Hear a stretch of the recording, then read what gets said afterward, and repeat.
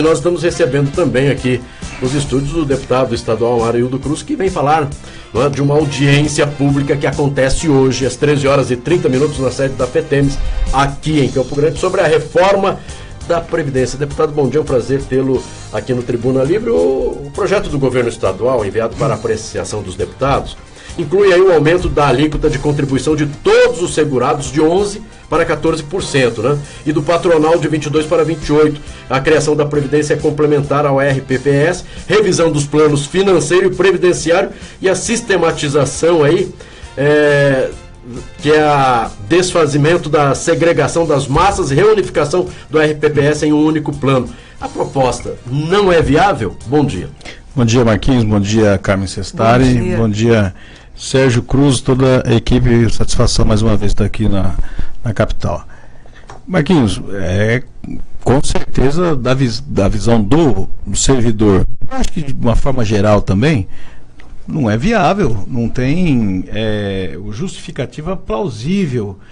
Não é a crise, o déficit previdenciário que apenas que fundamenta. Tem outros fatores, até porque a legislação previdenciária do servidor público do Mato Grosso do Sul inclui uma série de prerrogativas, e aí, além dessas que você enumerou, tem outras, por exemplo, praticamente o desmonte do Conselho Previdenciário, que é um conselho gestor da política previdenciária do Estado, que é composto por servidores públicos que, na verdade, são os contribuintes da Previdência. A Previdência nada mais é que uma poupança que o servidor faz para, ao longo de 30, 35 anos, se aposentar. E isso está sendo totalmente modificado. Um projeto de lei que o Executivo envia à Assembleia, sem discutir no Conselho de Previdência, porque a lei manda que seja discutido e aprovado, inclusive, qualquer alteração dentro desse Conselho, sem chamar os servidores para que possa discutir exaustivamente se esse é o melhor caminho. Então, os servidores reclamam, e ao meu ver, com razão nesse sentido. É um projeto que vem de cima para baixo, que impõe uma série de medidas e que tem como argumento a necessidade de combater o déficit previdenciário, que a gente sabe que existe, lógico, não é inteligente você não levar isso em consideração. Mas é inteligente cobrar também que se construa uma política com mais transparência e participação, principalmente do servidor. Por quê? Porque é ele que contribui. Então, na hora que você tem um déficit, tem um problema, então vamos fazer o seguinte: todos os problemas que nós tivemos com a Previdência do Estado, desde que o Estado foi criado, nós vamos resolver agora aumentando a alíquota, ou seja, jogando o problema no colo do servidor. Quando o servidor argumenta isso, eu acredito que argumenta com razão, porque isso poderia ser mais bem discutido, socializada essa discussão aí, e inclusive passando responsabilidade para o servidor. Eu acho que se o governador chegasse e falar: olha, nós temos aqui um déficit previdenciário com cálculo atuarial que explicasse esse déficit, chamasse o servidor e falasse: nós temos um problema, nós temos que resolver junto, vamos resolver. Você está entendendo? Então, quando não faz isso, dá margem, obviamente, que o projeto sofra esse tipo de resistência. Certo. E a Assembleia é o lugar para se discutir essa questão, por isso que nós vamos fazer essa audiência pública hoje, às 13h30, lá no auditório da FETEMES. Vai ser feito lá, porque na Assembleia Legislativa não estão acontecendo audiências públicas, em função de que no período vespertino está em reforma lá o principal plenário de discussão. Deputado, você tocou num assunto aí interessante que de pouco conhecimento da opinião pública. Da Constituição de 88, houve uma divisão, né? Ficou a saúde e a Previdência Social. Quer dizer, a saúde, através da CACEMES, foi um sucesso, né? Um sucesso absoluto. E por que essa previdência, os servidores também já não fazem com a previdência a mesma coisa que fizeram com a saúde? Então, os servidores reclamam isso também. Por que não? A gestão da previdência.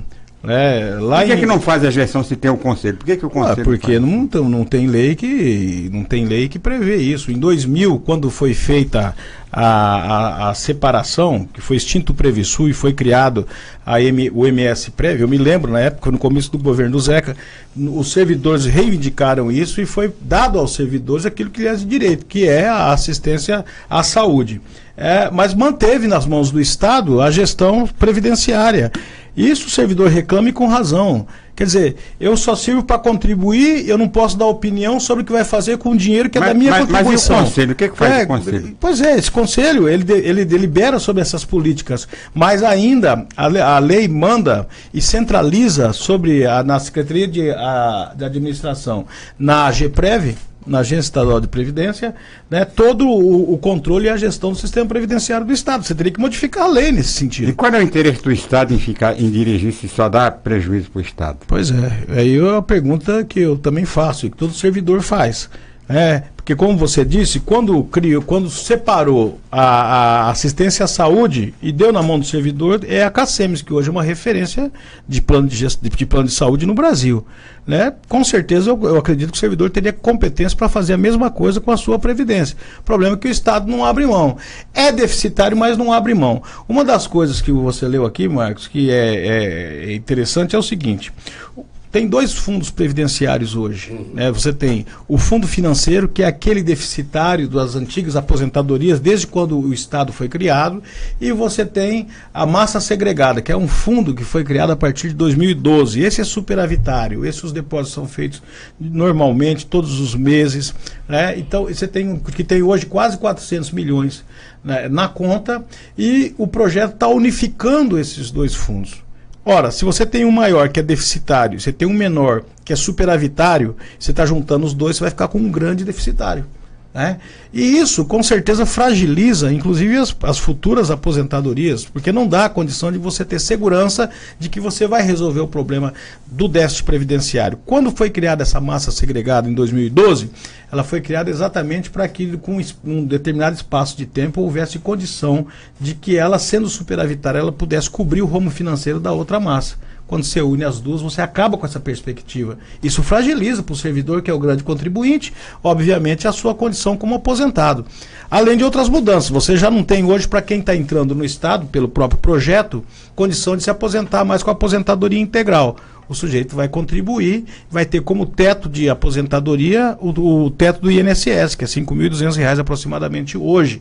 E aí está abrindo a possibilidade de que haja a aposentadoria complementar. Então, se você quiser se aposentar daqui 30 anos integralmente, você vai ter que, durante esse período, além de fazer a contribuição normal, fazer uma contribuição complementar, um aporte maior, para poder ter a sua aposentadoria integral. Então, é uma série de mudanças, além da mudança da alíquota, que eleva de 11% para 14% a contribuição do servidor.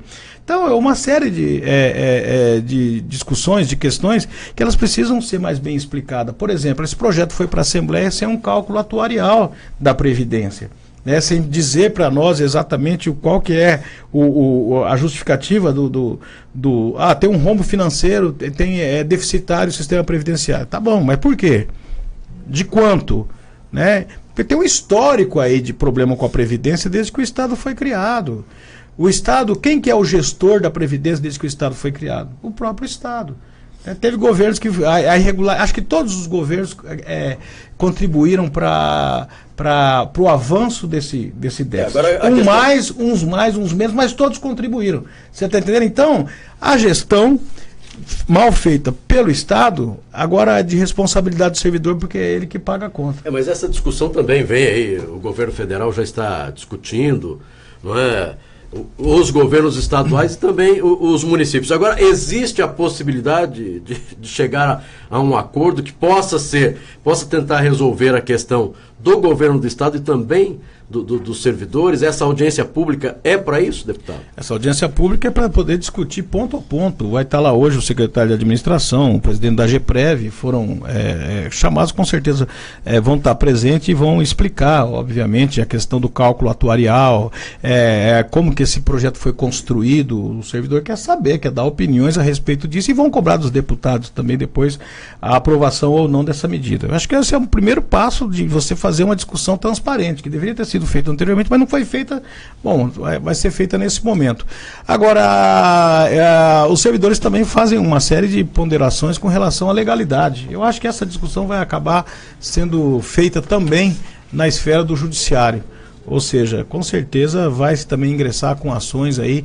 Nós estamos acompanhando esse projeto de reforma de Previdência, ele não está acontecendo só aqui no nosso estado, em vários estados está acontecendo. Várias assembleias já aprovaram esses projetos e alguns estados já houve suspensão da eficácia do projeto aprovado em função de discussão judicial, em que já existe liminar, inclusive no Rio Grande do Sul, que suspendeu aquilo que foi aprovado, que é um projeto similar a esse, pela Assembleia Legislativa daquele estado. Agora, é necessário uma mudança. É preciso uma mudança. Marcos, é assim, eu acho que é necessário você rever o sistema previdenciário brasileiro, e no estado não é diferente. Eu acho que por razões como essa. Por exemplo, você não tem hoje a base de contribuintes que você tinha há 30, 40 anos atrás. Há 30, 40 anos atrás, você tinha muito mais gente na ativa contribuindo para um número menor de inativo. Hoje você tem o contrário, você tem hoje muito menos gente na ativa contribuindo para uma massa bem maior de inativos. Então houve uma inversão da pirâmide, lógico que precisa ser revisto parâmetros nesse sentido. Esse projeto do governo, ele não é de todo ruim. Por exemplo, ele tem uma questão que eu acho importante, que ele que eu num primeiro momento deixaria ela do projeto. Acho que ela é importante.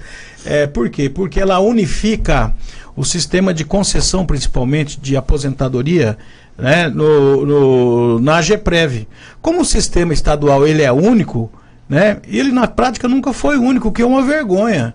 Por quê? Porque lá no Tribunal de Justiça acontece o processo de aposentadoria, chega na AGEPREV apenas para pagar. Na Assembleia Legislativa acontece processo de aposentadoria, manda para a AGEPREV apenas a conta para pagar. No Ministério Público, enfim, em todos os poderes. E não recolhe? Não, a questão do recolhimento, logicamente que dentro do 10º há aí, obviamente, um encontro de contas com relação a isso. Eu estou falando com relação ao processo de concessão, principalmente. O processo de concessão precisa ter um rito só. Nós sabemos disso, você foi deputado, Sérgio, você sabe disso. Nós conhecemos aqui nesse estado história que eu não sei, eu estou falando aqui, estou vendendo o que eu comprei, por isso precisa ser averiguado. Inclusive defendo que seja feita uma auditoria nesse sentido. Mas nós conhecemos história de gente que tem história de aposentadoria em órgãos públicos, em poderes, que gente que não trabalhou, ou que trabalhou durante 4, 5 anos e foi efetivado depois aposentado. Não tem estado que aguenta isso mesmo. Né? Claro. Quem que paga isso? A conta sai, o dinheiro sai de um único lugar. Então, esse projeto está unificando, na prática, hoje, esse sistema de controle e concessão de aposentadoria. Eu acho que é um aspecto positivo. Porque se o sistema previdenciário é único, não é possível que eu tenha que pagar a conta e na hora de fazer a concessão você tem meia dúzia que pode conceder sem saber, na verdade, como faz para pagar essa conta. Eu acho que essa é uma das razões pelas quais esse déficit também aumentou no nosso estado, com certeza absoluta. Se você fizer uma auditoria, uma investigação nesse sentido, você vai constatar. Inclusive essas aposentadorias de gente que não tinha tempo e conseguiu, né? E de gente que não tinha contribuição, o que é pior. Né, e conseguiu a aposentadoria ao longo do tempo. Então, passou do momento de se rever tudo isso. Então, quando você concede uma aposentadoria irregular, você está comprometendo o direito daquele que trabalha regularmente, que entrou no Estado por um concurso público, que trabalhou 30, 35 anos e hoje vê os seus direitos ameaçados. E na hora de pagar a conta, o que acontece? Você vai aumentar a alíquota para todo mundo indistintamente. Quer dizer, eu não tenho nada a ver com a irregularidade, eu vou ter que pagar a conta da mesma forma de alguém que tem irregularidade na sua concessão e vai ter que pagar a mesma coisa que eu. Então, eu particularmente sempre defendo, Marcos, que o Estado tem que fazer uma auditoria nesse sentido. Né, fazer um levantamento esmiuçado com relação a essa questão. Nesse projeto que está tramitando agora na Assembleia, eu acho que seria prudente o governo aguardar a reforma previdenciária que está sendo discutida nacionalmente, porque você pode ter regras que vão ser estabelecidas pelo sistema nacional que vão influenciar no sistema estadual e você vai ter daqui a um tempo fazer novamente uma outra reforma na Previdência, porque as regras podem não estar em consonância. A única medida que houve mudança que houve no Plano Nacional foi a medida provisória 805, assinada pelo governo federal, aumentando a contribuição de 11% para 14%. Então o Estado argumenta isso hoje, que teria que estar alinhado nessa política nacional, por isso que está aumentando a alíquota. Esse é o argumento do Estado. Sim. Né? Agora, no restante, não se mexeu em absolutamente nada, porque se aguarda a reforma previdenciária que está sendo discutida no Congresso. Então, por que esse afã, né, de fazer essa série de mudanças que está se fazendo pelo governo do Estado? E essa questão da massa segregada, que eu acho que ela é uma das principais, porque o Estado lançaria a mão de imediato de quase 400 milhões de reais. Eu acho que essa é uma das questões também extremamente importante, porque esse dinheiro vai para a conta do Tesouro, né, e é o dinheiro economizado pelo servidor e que não vai ser usado com o servidor, né, com certeza absoluta. Então, tem uma série de questões aí que elas precisam ser mais bem elucidadas. A audiência pública hoje é para isso, e também eu espero que com a audiência pública a gente possa discutir isso ao máximo e não deixar que aconteça na Assembleia o que o governo, a base do governo quer que aconteça, Sérgio. Toque de caixa a votação das coisas. Essa semana não vai ser votadas as matérias ainda, porque necessitaria de acordo de liderança. A bancada do meu partido não fez acordo, né, mas a próxima semana já não depende mais de acordo de liderança, pode ser colocada na pauta para votação.